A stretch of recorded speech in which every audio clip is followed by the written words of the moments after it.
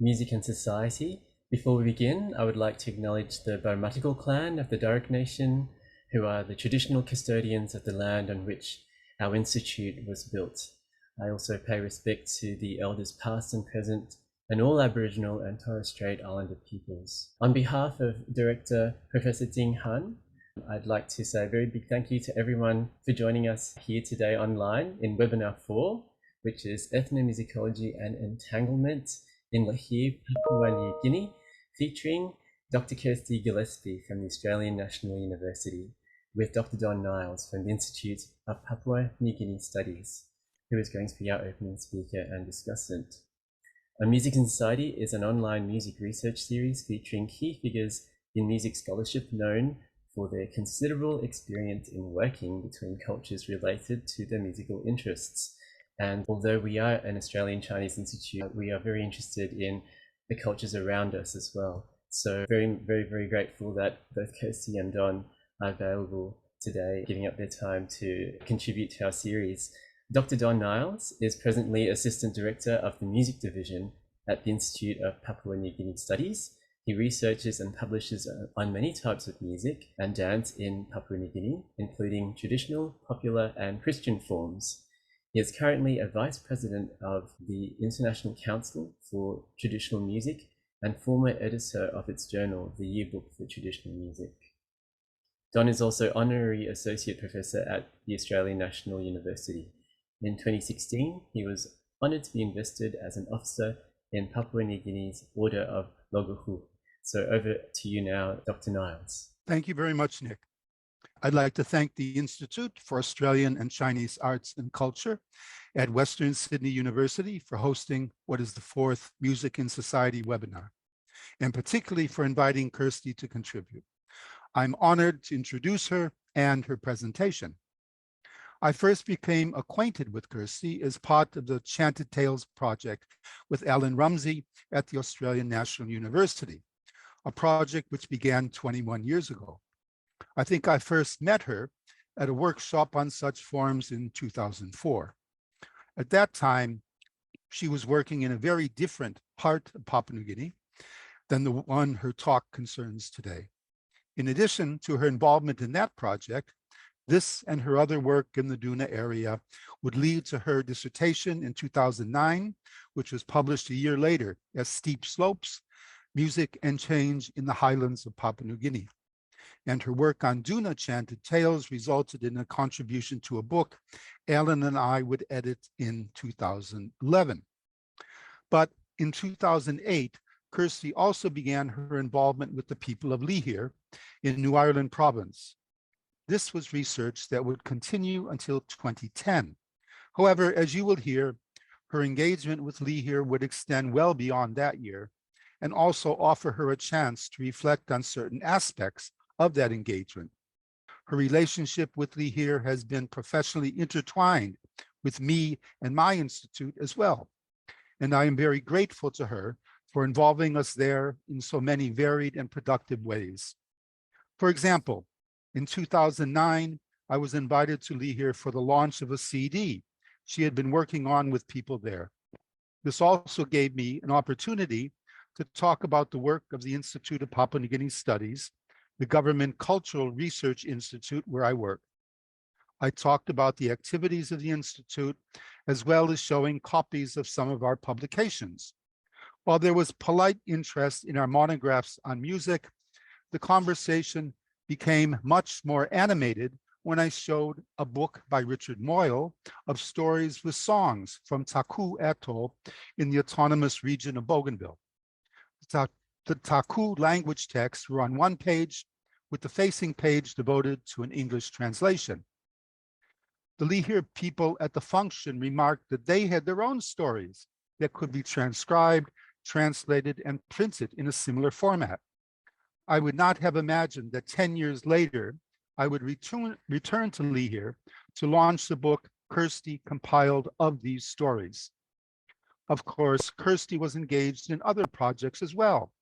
For example, chairing the International Council for Traditional Music study group on music and dance in Oceania in 2013 to 15, and co-authoring a definitive article on it as well as being audio review editor for the ICTM's Yearbook for Traditional Music. She's written contributions for encyclopedias, many edited volumes, and also co-edited the Festschrift, A Distinctive Voice in the Antipodes, essays in honor of Stephen A. Wilde in 2017. But her concerns with Lihir were seemingly there throughout. I remember hearing her paper at the ICTM conference in St. John's, Newfoundland, Canada, the last paper in the last session on the last day. Not an enviable positioning, but the paper was superb. I was very happy that she contributed to the Yearbook for Traditional Music and that it could be published there the following year. Of course, it concerned aspects of her work on Lihir. And through Kirsty's initial communications, my institute published the translation of an essential early grammar of the Lihir language that was launched in 2015. Certainly a manuscript that otherwise would not be available, were it not for a small group of dedicated researchers and translators working in that area. Kirsty is currently a research fellow in the School of Culture, History, and Language. The book Kirsty will talk about contains 7 Peel stories out of perhaps 100 that she recorded in 2008 and 10. The transcriptions and translations were done in 2010 to 11 with 2 essential collaborators, Peter Toalinkanut and Rosemary Tohialats. While the idea of such a publication was first raised with my institute in 2011, a manuscript only appeared in January 2018, but then things moved very quickly indeed. By mid-May of the same year, the book was finished. Each page of the stories has the Lihir language version in the left column with the English on the right. Without the determination of Kirsty, Peter, Rosemary, the storytellers, many other individuals, and the mining company, this book would not exist. Thank you all very much for attending today. Please join me in welcoming Kirsty. Thank you. Thanks very much, Don.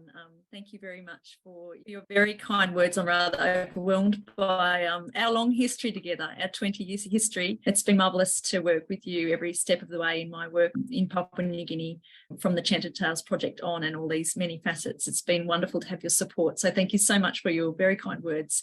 I hope the rainstorm passes quickly at your end. Thank you to Nick for the invitation. I'm delighted to present as part of the Music and Society series. I think it was the inaugural presentation by Catherine Ingram that I first attended in your series, and I've been following it since with some wonderful speakers, and I really appreciate being a part of it. So thank you both so very much. We'll now share the presentation. It's a pre-recorded presentation that Nick will launch now. Thank you so much. I would like to acknowledge that I'm giving this presentation on the lands of the Yuggera people here in Meanjin or Brisbane, and I pay my respects to elders past, present and emerging.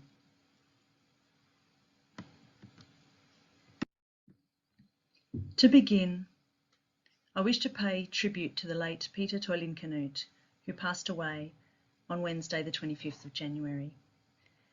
Peter was an extraordinary community leader and advocate for Lihir cultural heritage, equally at home working in his food gardens and in his community men's house as much he was in a boardroom or visiting Brisbane. Peter was an integral part of my work on Lihir since I first arrived in the islands, and so it's difficult to conceptualise, even articulate his passing. I dedicate this presentation today to Peter's memory. Peter's presence is interwoven throughout the work. I would also like to acknowledge that this presentation is extracted from my book chapter entitled Mining for Music, Ethical Entanglements in Lihir, Papua New Guinea, in the Routledge Companion to Ethics and Research in Ethnomusicology. I was motivated to present this work in seminar format to increase its accessibility, the cost of academic texts being significantly prohibitive, but also to take the opportunity to illustrate the work both visually and orally. I encourage any of you interested in the topic of ethics and ethnomusicology to explore the volume, especially the writings of the editors Jonathan Stock and Beverley Diamond, via the relatively affordable e-copy option.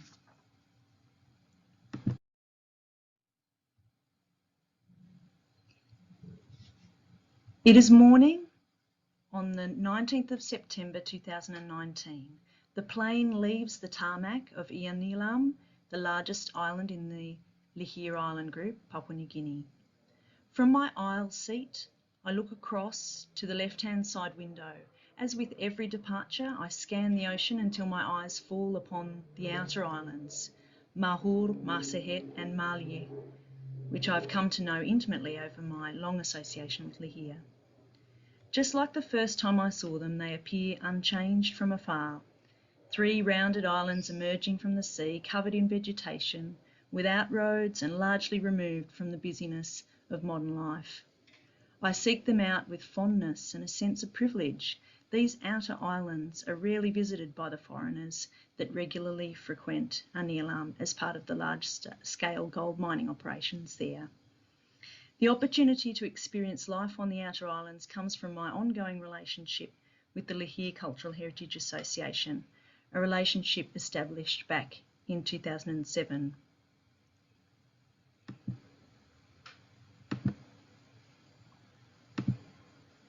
As we fly south alongside the coast of Entanglement on our way towards the mainland, the plane dips to the right and I have the chance to look down upon the vast pit of the gold mine which sits against the sea. I almost will myself not to, so as not to break my reverie. The mine's contrast with the picturesque outer islands is stark. But look, I must. The mine is part of Lihir life as well, has been so for decades, and it is my duty as a researcher to acknowledge this. It is not the first time I have seen the mine by air, but it is the first time in 5 years that I have visited the Lihir Islands, and I am taken aback by what I see. The mine is bigger than ever, a monstrosity, cavernous, well below sea level, and though I already know all this from my reading and research, to see it all from this viewpoint brings it home with a force. But the fact that I can see it this way is another form of privilege. I fly courtesy of Newcrest Mining Limited, who have also funded my research and the products of it. The majority of Lihir people do not have this privilege and have not seen the mine in its totality from above. I am caught between 2 points of view. But on the ground, things are not as clear-cut as this. Not for me, but more importantly, not for the people of Lihir, whose lives have been entwined with mining for more than 3 decades. In this presentation, I consider my position as an ethnomusicologist working with a local group of Lihir people, documenting Lihir culture with support, financial and logistical, from this multinational mining company. I do so using my most recent project and subsequent visit to the islands as my framework, a project to document the sung stories of the Lihir Islands known as Peel, and the visit in September 2019 to launch the book that emerged from this project. The project was a microcosm of what research in the islands is like, especially in the diverse number of stakeholders involved and the roles they played. It illustrates that ethical positions are not as polar as they might initially seem. Specifically, both researcher and the community find themselves engaging with mining at every turn. There is no clear binary between community and company. To foreground this account, I first give some background on the formation of this research relationship and the stakeholders involved. And to conclude, I reflect upon the broader challenges a researcher faces in maintaining their working lives and research relationships.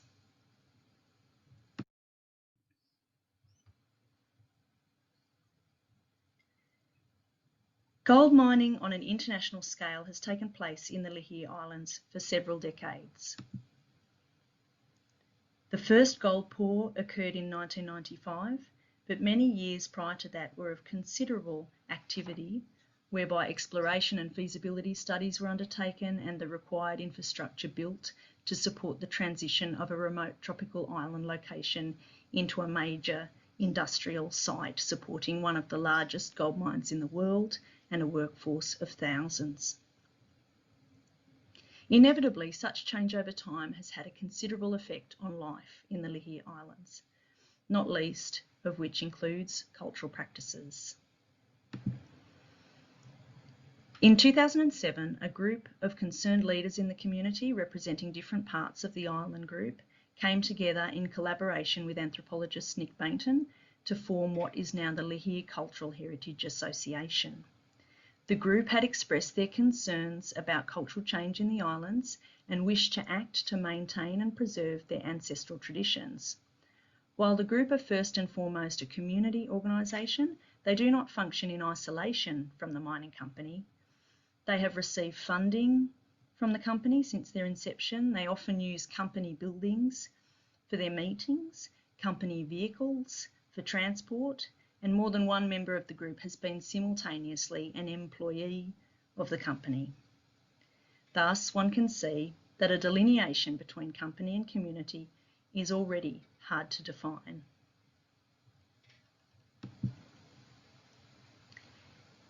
In my first visits to Lihir over 2007-2008, I had been having conversations with members of the association about important cultural traditions on Lihir. Due to my background in music research, it was inevitable that I'd be introduced to the genre of peel, an oral performance tradition of spoken narratives with recurring songs as an integral part of the story. This initial exposure to peel and the community's concern for its future led me to apply for a grant from the Firebird Foundation for Anthropological Research in the USA in 2009 to document the genre.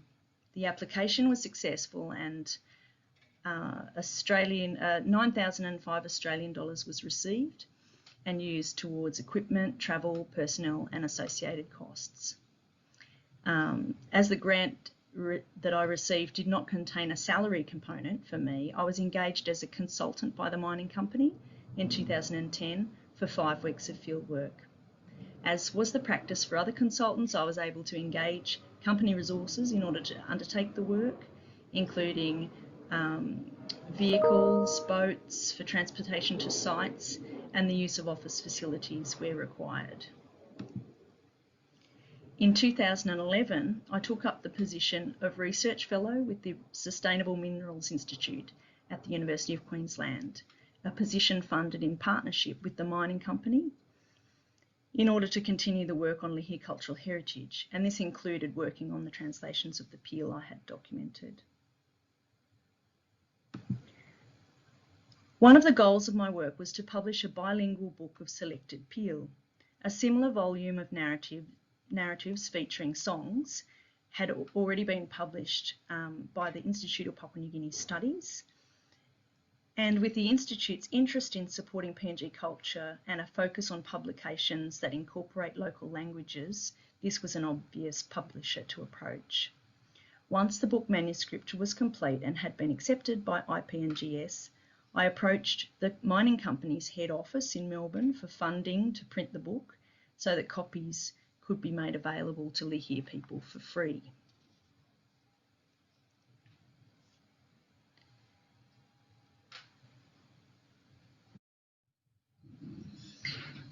The book launch was held on September the 18th, 2019, a year after the book's publication.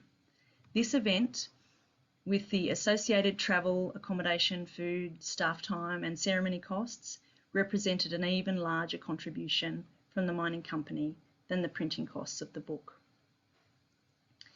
The event itself offers a valuable microcosm of stakeholder relations and ethical positioning in the Lihir Islands, as it reveals the different groups of people who come together in support of Lihir culture. So in the next section, I will outline the order of events to illustrate this and also introduce some Lihir cultural traditions. Here are the details of the book. It's also available at this website for free.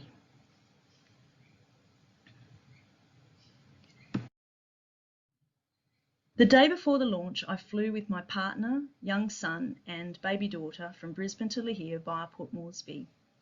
Don Niles, the editor of the volume and acting director of IPNGS at that stage, travelled from Port Moresby for the event, as did a senior member of staff from Newcrest's Port Moresby office. The mining company organised and paid for this travel and associated accommodation. The launch itself was organised by Luke Kabariu, Agnes Appa and colleagues in the Newcrest office on Lihir.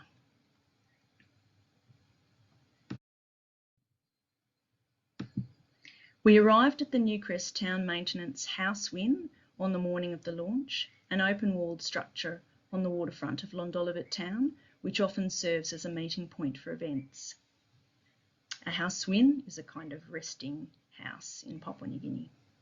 Agnes had brought my family, me and Don Niles, in one of the mining company vehicles and then left to chauffeur others to the event. As people arrived, I had the chance to greet people I had not seen for 5 years and to introduce them to my children who were visiting PNG for the first time.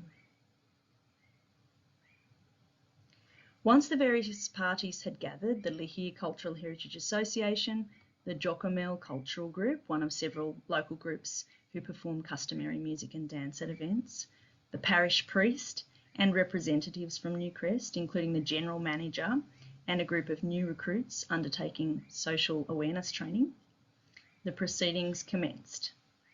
Felix Tavil, head of business support at Newcrest Lihir, gave a welcome speech, but customary practices, custom in Tokbisin, quickly took over.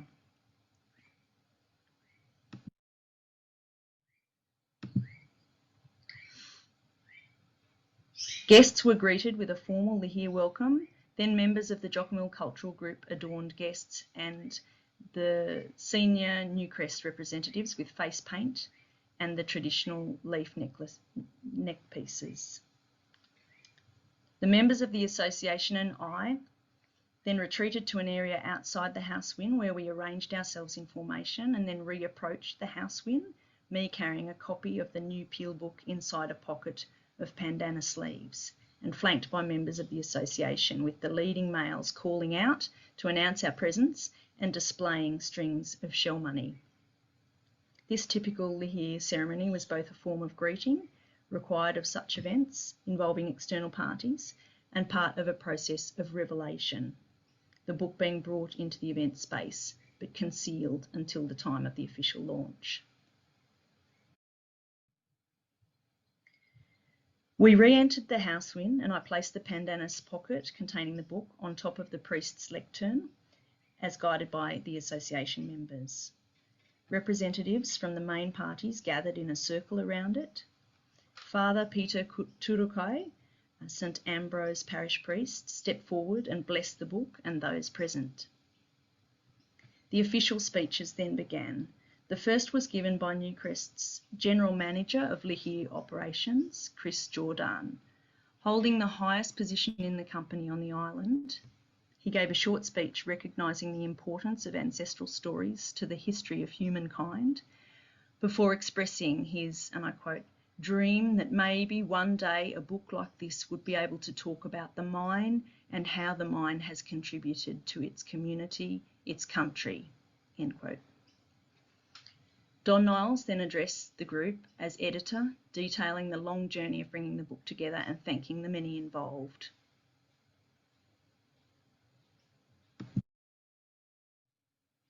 Speeches were then temporarily paused for the cultural performances. The Jocomel Cultural Group performed a drama version of a peel on the grass just outside the house win, whereby the narrative was acted out and simultaneously summarised for guests in Tokbisin. And the protagonist himself performed the signature song. The peel chosen for this performance was typical in its content, being a morality tale focused on the relationship between parents and siblings and the often tragic repercussions of neglecting family obligations. In this story, a diligent son works hard to meet the demands of his parents without any assistance from his siblings. One day, the son falls asleep hungry and exhausted, but when he wakes, he finds the family have left him no food to eat. Heartbroken at this ongoing neglect, he climbs a coconut tree, sings that peel's plaintive song several times, and hangs himself. He is found dead by his family, who are devastated and remorseful. While tragic in its content, the performance was given some comic relief at the outset through the dress and mannerisms of the male performer, dressed as the mother. All performers were male, and the antics between the characters. The Peel drama was a highlight of the event, and many attendees moved freely to various vantage points in order to catch the performance on their mobile phones.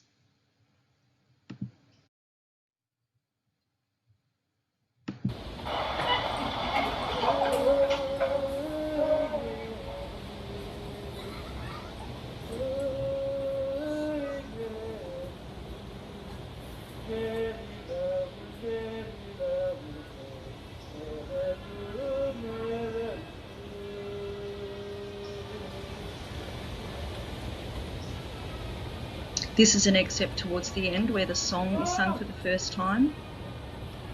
The suicidal son is being approached by a grandparent who tries to persuade him to calm down.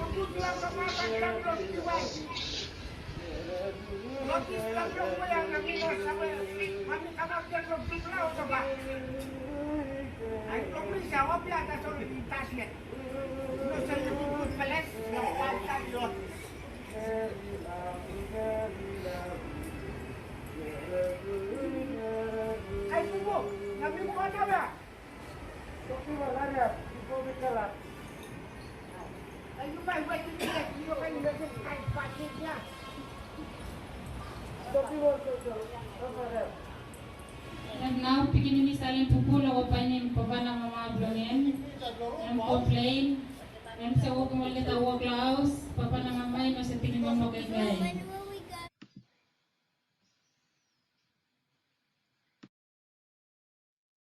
Once the performance was complete, Joseph Pillay Ambo, one of the storytellers who is featured in the book, told two short Peel stories supported by Peter Arau, chairman of the Lihir Cultural Heritage Association, who provided some comment and synopses.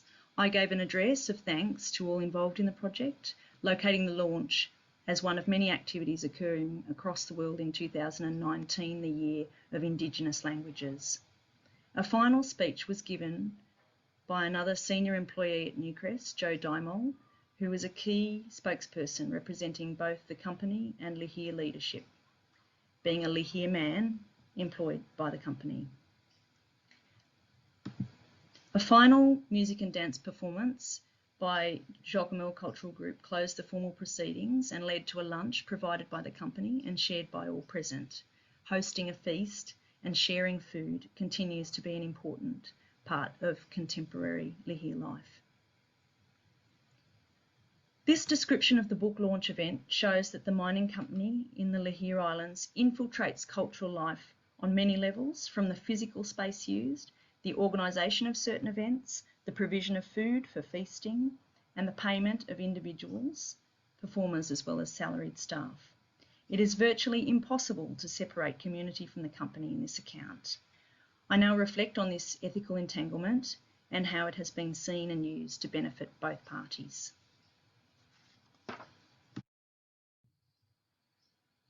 Across the world, mining on the lands of Indigenous peoples has received considerable attention. Much of this is focused on anti-mining activism, where Indigenous peoples and their collaborators protest against the mining companies operating on their lands, often taking polar positions. Less is made of situations in which miners and Indigenous communities are working to negotiate a way forward, each seeking benefits from mining activities. Forming a research relationship with an industry which is essentially destructive to the landscape in which cultural traditions are embedded obviously places the researcher in an ethical dilemma. A better understanding, however, emerges from closely looking at the relationship between mine and community and how it is being negotiated and articulated. In the case of the Lihir Islands, the mine has already been present in the lives of Lihir people for generations, with years of industrial development prior to gold being produced on an international scale.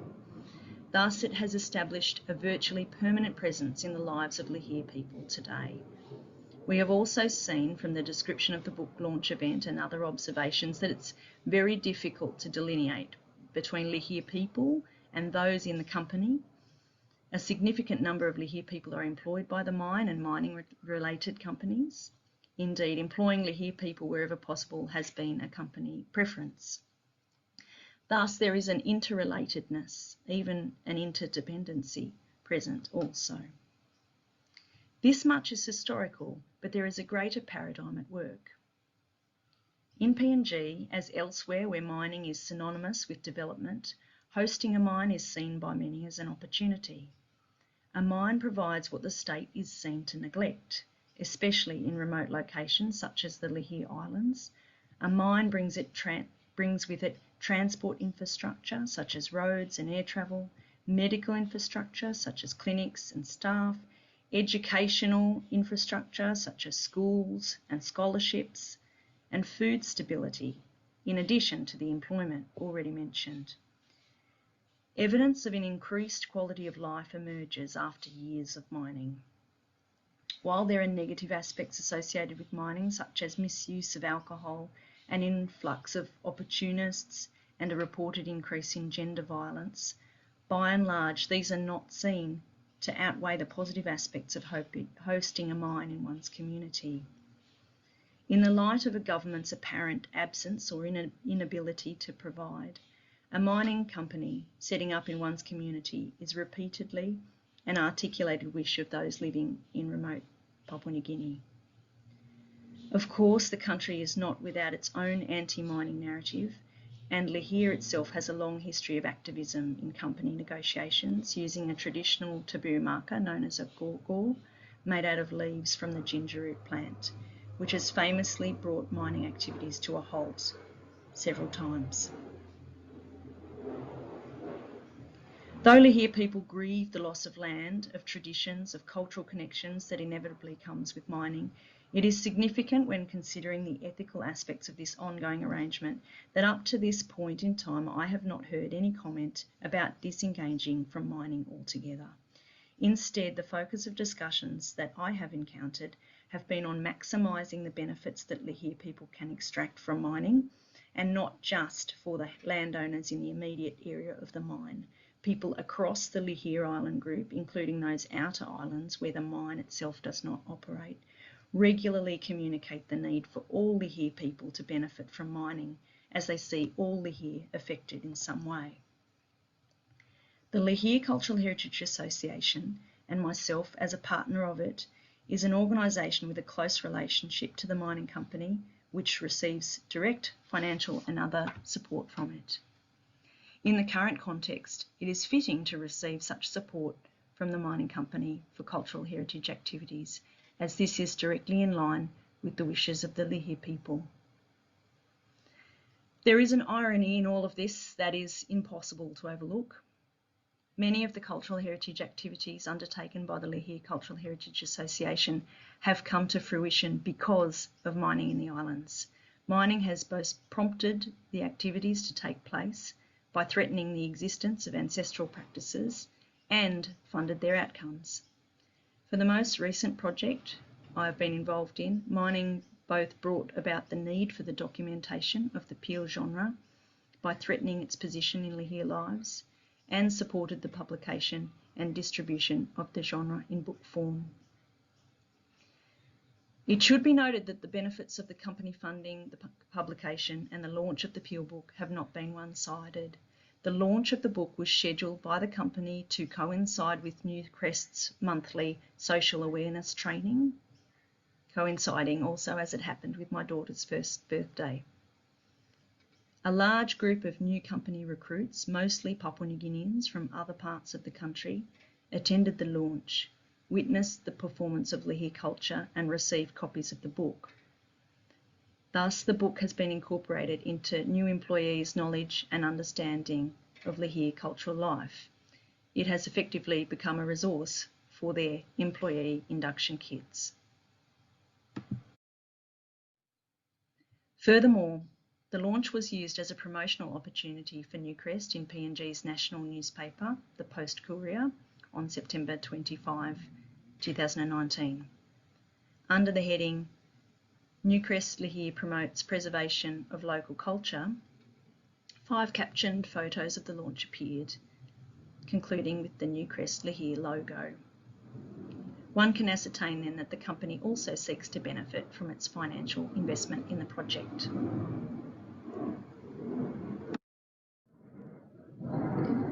As I close, I return to the flight with which I began, my last departure from Lihir. As we fly past the mine, I peer down one last time into the vast pit and wonder how it will be years from now, when the gold deposits are finally depleted and operations inevitably come to an end. I think about the people's relationship to the landscape and all the stories, those passed down from the ancestors and those more recently experienced, that are present within it. I wonder what these songs and narratives will look like in the future, but at the same time I anticipate my answer. The final story published in the Peel book gives me a clue.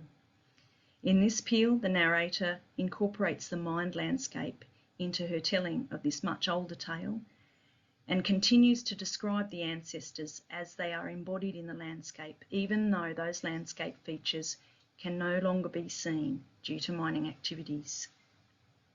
The changes to the landscape and seascape of Lihir are tangible, profound, and irreversible. But Lihir culture is equally profound, and its songs and stories may prove themselves also a force to be reckoned with. This last departure from Lihir was my first departure as a mother. I reflect on how much had changed, both for myself and for Lihir, since I first visited in 2007, and what the future might be like for me as I reconfigure my research life to accommodate the needs of my significant others.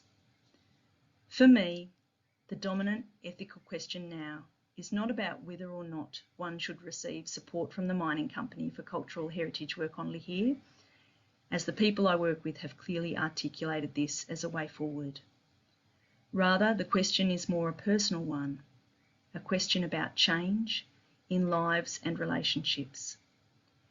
As our lives change, as they inevitably do, both my own and the people I work with, I ask myself how we can maintain our research relationships, especially at such a distance, with myself in Australia and my collaborators in Papua New Guinea. Is there a right time for things to come to a close, or do we try to find new ways to continue our work, renegotiating our research relationships and our working lives? This new century, with its escalating environmental crisis and global pandemic, demands a reassessment of our lives, our lifestyles, and our relationship to the environment of which we are all a part. These questions, simultaneously both personal and global, are the ethical questions of our time. How we choose to answer them will affect not only our research, but the world around us. Thank you.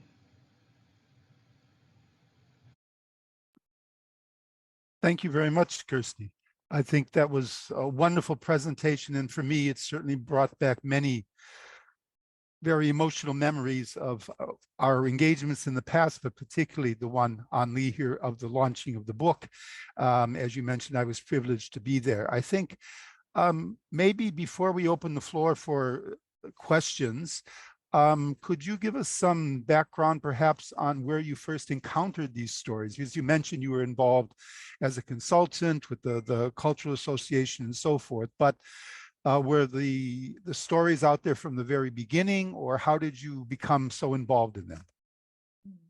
Thank you, Don. Well, I think, I had been doing some work in the Highlands, as you mentioned. I worked in the Papua New Guinean Highlands prior to working in Lihir. So I had that lens on, I suppose, thinking about music in Papua New Guinea more broadly, and coming from the Chanted Tales project, looking at narratives in Papua New Guinea, and knowing about Richard Moyle's book on very different kinds of narratives, thinking about the variation in narratives across Papua New Guinea, I thought, well, I wonder if those kinds of narratives exist. So I guess I had my ears open and was talking with people about music traditions generally, and also about narratives. And someone mentioned, that this particular older man, whose name was Wesley, who had recorded these stories on the radio in Papua New Guinea. So I'm sure you and others know how important the radio in Papua New Guinea has been over many decades, disseminating these kinds of traditions across the country. So he had been a recording superstar in Lihir anyway. And so we travelled to see him. This was me and the fledgling Lihir Cultural Heritage Association, then just a committee at that time, with Nick Bainton as well. I went to visit him, but it was a really interesting experience, because he couldn't tell the stories anymore. And there was this very awkward moment where he was trying to recount the story, but he was kind of repeating parts of it, and it wasn't working out, and we weren't quite sure what was going to happen next. And then his daughter, Thekla, stepped in, and I'm sure she'd been hearing him tell his signature stories for many, many years, because Peel are told often in childhood as kind of like a bedtime story, if you like.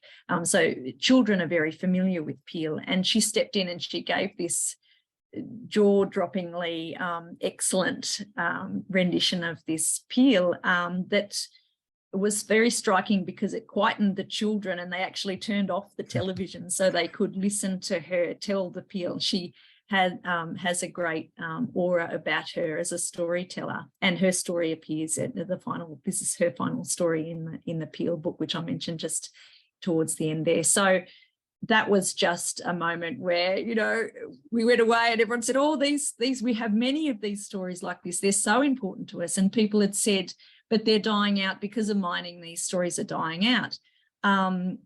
We've got to do something about it." And hence that's when we went and got the grant, and I came back with the grant only to find that, well, perhaps people perceived them at risk, but there were many stories that were still known to people. So I left having recorded nearly 100, as you mentioned, and still there were more to do. So it was a very it appeared a very important tradition to people. So were the first time that you heard the Peel, as you described, was this in the midst of your own music research that you were undertaking at the time? No, not really. So this was that visit to Lihir was on the back of having done some doctoral work. So I was finishing up my doctoral work in the Highlands. So I guess, I was sort of, it was the very early days of working on Lihir, trying to get a handle on what was happening. So that tradition jumped up very early days and just stayed with me, and still stays with me now. Fantastic. I know in working on you with the actual publication that resulted from this, that you talked about in relation to the launch. And since we have published a number of other books in the past that concern music, there's always this difficulty. How do you link the text, published book, the printed book, with the sound recordings? And over the years, we've experimented in different ways, and either having no sound recordings whatsoever, perhaps having sound recordings on accompanying cassettes, which is possible.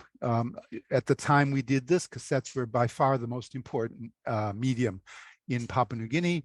Then later on, we also had publications where the recordings discussed in the book were available on CDs.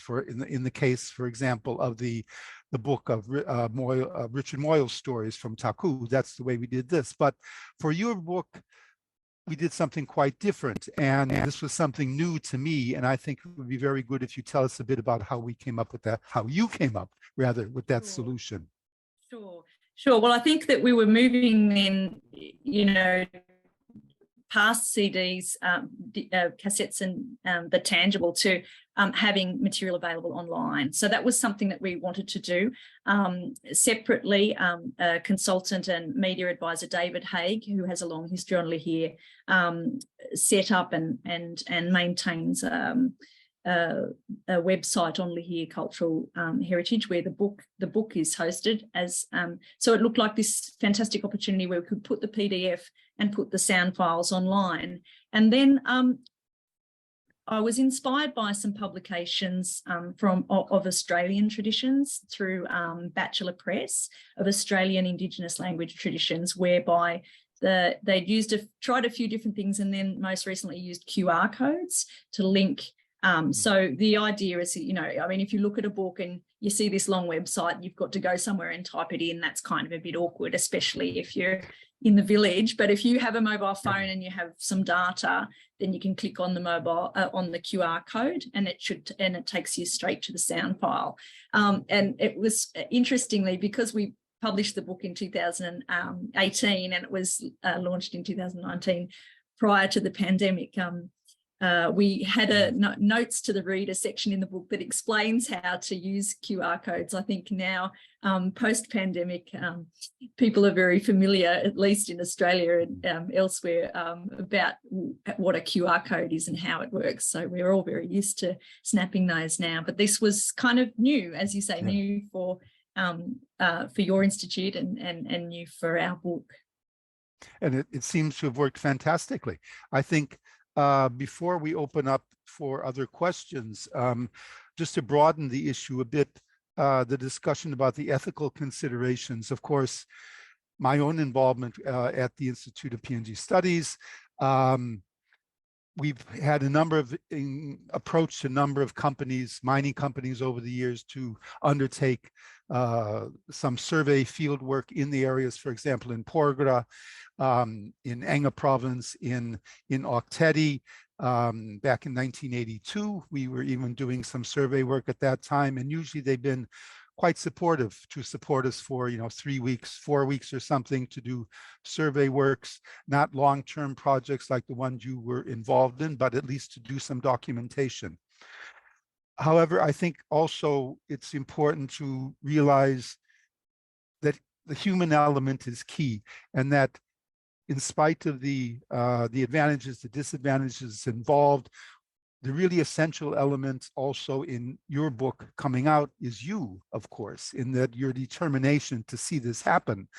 And even though you were overseas, you weren't on site, this took a lot of effort to make sure it happened. And as a footnote to this, we have published a book in 2014 on music from the Oktedi area.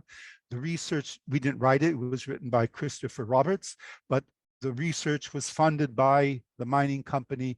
The book printing and so forth was paid for by the mining company, yet we have still not launched this book. It's almost 10 years now, and it's a horrible situation. All sorts of issues along the way. And I think what was lacking was somebody like you to make sure all this can come together and the book to actually appear as people expect. It's a lot of work. And at least in this case, with the Oktedi book, it turned out to be much greater amount of work than any of us anticipated, and gave me a bit of insight into what must have been at least partially similar situation for you to make sure this book did actually appear and not remain as an unpublished manuscript in the bottom of a drawer somewhere. But so congratulations again on your presentation and on the publication of the book. Thank you, Kirsty. Thank you so much, Don. So Nick, I think you, if you can handle the questions and so forth, I think you put in a message about how that's to be taken care of, but I'd appreciate your assistance for that. Thank you. Thank you very much, Don and Kirsty. That was a very interesting discussion and a great paper too, Kirsty. It was wonderful to learn more about your work. Yes, that's right. So if there are any questions, any burning questions, please raise your hand or leave them in the chat, in the Q&A box for Don or Kirsty, and they would be very, very happy to hear from you.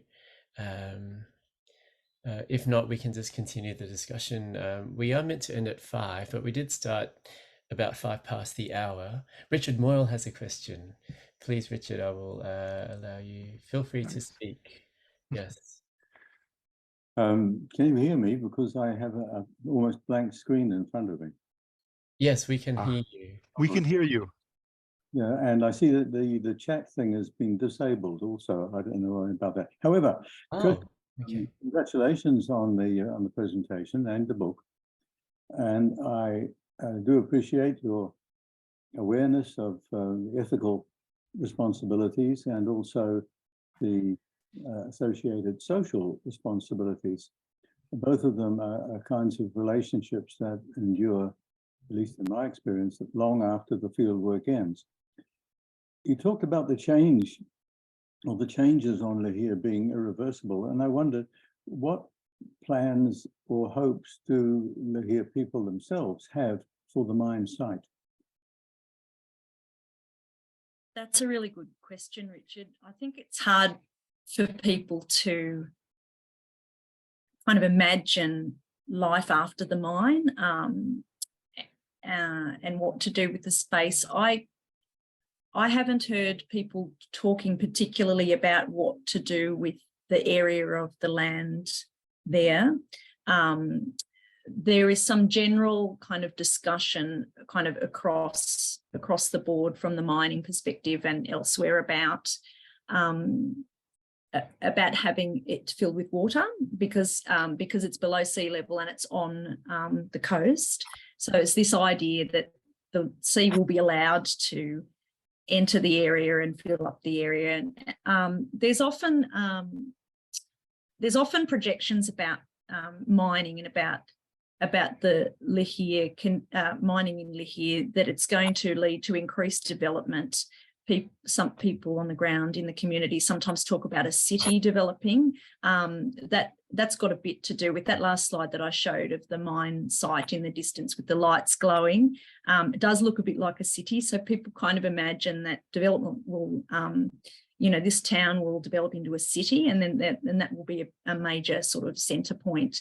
There's also some sort of talk generally about kind of a waterfront resort kind of lifestyle tying in with the tropical life, and obviously they have had some experience of hospitality and tourism very on a very limited level, because it's the mine site is a limited access area.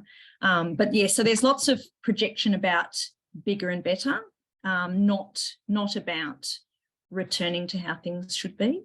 But yeah, I'm only presenting little bits and pieces of viewpoints. But as I said, I think people find it really hard to imagine, like practically, how things will be. Mm-hmm. Thank you for your question. Thank you for yours. Thank you for being here. My pleasure. Kirsty, have you heard anything further about the use of the book or any reactions to it? I mean, it's been a few years since we launched it, and I'm wondering if people have gotten in touch with you at all. Well, some people from other parts of Papua New Guinea have contacted me over the years and asked, can things like that happen in their area, particularly when I was working with some historical Lihir recordings on another project. But this, I think the key with this work being accessible is its internet, it being available freely on the internet. So there is a counter that shows that there's been several thousand views. Hopefully not half of them are mine trying to find the download link again. But, I think people are using their mobile phones. Oh, this is happening, and accessing that and sharing that with each other. And as you know, too, there's more and more local content being uploaded on sites like YouTube and elsewhere too. So I think it generally motivates people to think about, oh yeah, we can do that. You know, it doesn't have to be a researcher from outside that comes in with their setup anymore. It can be us on our mobile phones. And I wouldn't be surprised if several other versions of, for example, that Except of the Peel that I played have been uploaded on other places on the internet by the people who were present. So people are really using that, you know, so hopefully that the people have viewed that and then they've gone off to make their own documentation. So I'm hoping that'll be one of the effects that people can see how much they can share using the internet now. I knew about your research because I think we were students together for a time. Obviously, I'm in a different area, but do you find that the people that you met as a doctoral candidate are still going to be important collaborators in your research in future years, or have you moved on to a different group of informants? So my doctoral work was in the Highlands, so that was before my time. Actually, my last visit to the Highlands was my first visit to Lihir. Working in the Highlands did have its challenges for me, but I've been able to stay in contact with people in the Highlands through social media, which is just marvellous. When I began my doctoral work, nobody had a mobile phone, and when I left, everybody had two, mainly because of one telecommunications company gave two phones per person, you know, 2-for-1 deal. So that really revolutionised things. So the mobile phone revolution really helped. Sorry, my connection keeps making me drop out, but I was wondering if you had any further information about Peter wanting to write down more stories, if anything had happened there. Was he able to do this to any extent, or what the situation? And I say hello to your kids as well. I think that my children would like to say hello. They've just arrived home from school, and since my family was a prominent part of my presentation, I think that's fine. Sorry, you asked a question about Peter? Yeah, about Peter. If he, I think from his work on the Peel project, as well as his work in general with researchers, he was interested in writing down more stories or doing his own research. Do you know if he was able to do this at all? Peter was working on his own book, he told me, on the last day that we saw each other. And so I hope that I will be able to return to Lihir in the future. And I hope that I will be able to talk with his family about that. And I hope that it still exists. It does exist, and that it still exists when I return to Lihir. I very much hope that I will be able to, with the current project I'm working on, which is a language project around documenting Tok Pisin and documenting Creole languages. So I really hope to be able to continue Peter's legacy in that way. Fantastic. Thank you, Kirsty. Thank you, Kirsty. Oh, can I ask one final question? Is the telling of the Teal stories, is that still part of the ongoing Lihir culture? Are Peel stories still a part of the ongoing culture, Richard? Was that your question? Yes, it was. Yeah, they are. And they're continuing in the home and also in those public situations too.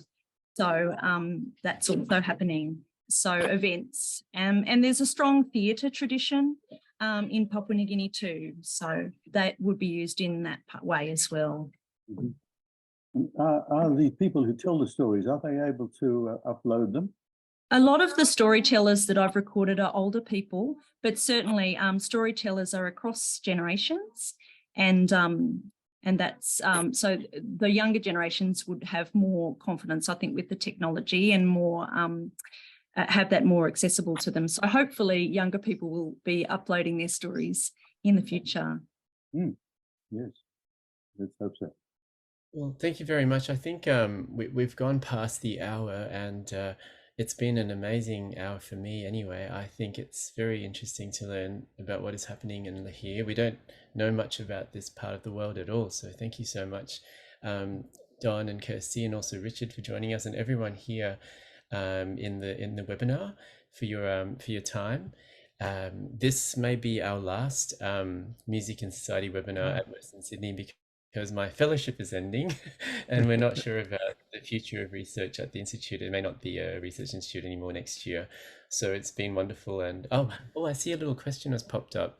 Is that right? We have a question from, forgive me if I'm saying this wrong, Gedazar Jacob. Thank you very much, Kirsty, for a wonderful presentation and putting PNG, especially Lihir and New Island province on the international stage.